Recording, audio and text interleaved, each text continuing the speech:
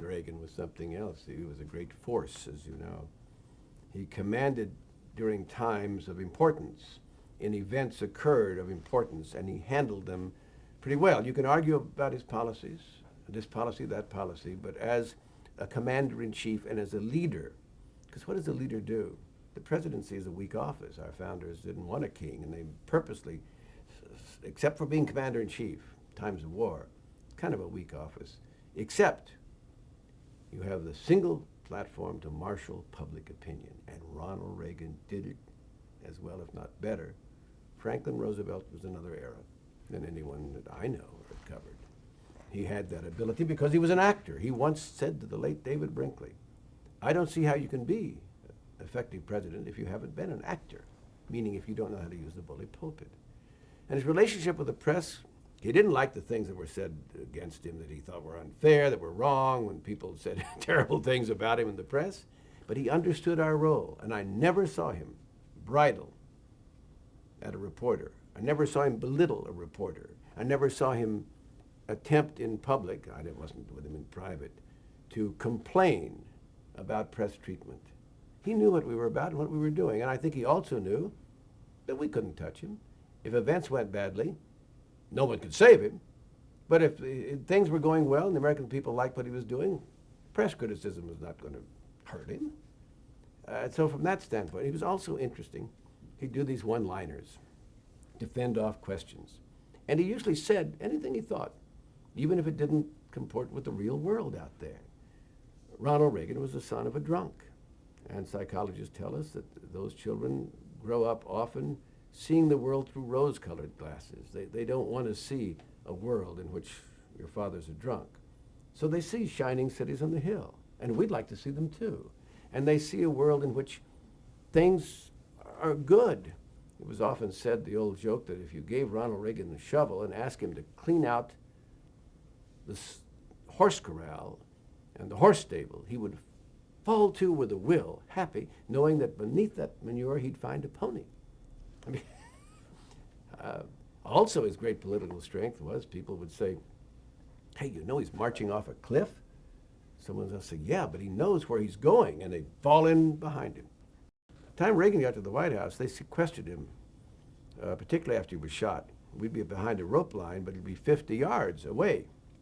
Your choice was to stand there quietly like a good little lady or gentleman. But as reporters, our job is to ask questions or shout. Our access, therefore, was somewhat limited, although there would be times as members of the pool that would be fairly close to him.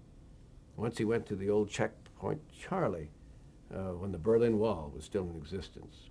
And he went to the first line. There were several lines before you got into East Berlin, where the Soviet occupation was still in effect. And I jokingly said to him, Mr. President, be careful, don't fall over and let those dirty commies capture you. He looked back, he winked, he took his right leg and he danced it across the line. Well, I mean, again, what can you say? Can you be angry at this man? Now, you say, well, the President of the United States? I don't think he clowned around when it was important. But the interaction was just fine. Once they brought out, in those days, when the President of the United States appeared in the press room, everyone went live. Today, I think the cable news networks go live, but the commercial networks don't, unless it's something that you know there's going to be news beforehand and what have you. So he came out to answer some questions about something. And unbeknownst, I guess unbeknownst to him, David Gergen, who's always in the White House with one president or another, and Nancy Reagan wheeled in a cake. It was the president's birthday, or close enough for government work, and so people sang happy birthday. We're all live. And she starts handing out cake. Give Sam a piece. Okay, fine. And I say, oh, Mr. President, I won't sell out for a piece of cake. I said it in a friendly fashion. He said, Sam, you sold out for a lot less. And people roared, and I roared, and what have you. So that kind of access. But when it came to important matters, to be able to question him, except when he'd walk to his helicopter, and we're 50 yards away, and we'd be shouting questions, he'd go, what? What? But when he heard a question he wanted to answer, and his hearing was better than you think, he'd come right over the rope and he'd answer it. So, I mean, if he never did, we'd stop shouting. Finally, you give up. but he'd do it often enough so that you did it. And when he'd go to other cities, often we'd be at the front ramp. As he walked down the ramp, we could question him as he did that. Today, they don't let you do that. You kept far, far away. So the access in my time, beginning with John Kennedy, although he was not the White House correspondent, has just gotten progressively less and less and less and less. The news management of what you can see and what you can get. Because remember, if you're doing the print reporting, talk to someone on the phone, you've got your story. If you're in television, hey, you've got a story, but you don't have the pictures. And despite my own feeling about my handsome face, my face is not television. A picture of something that I've discovered or seen or that you ought to see, whether it's a hurricane devastation, whether it's a president doing something, that's the story for us.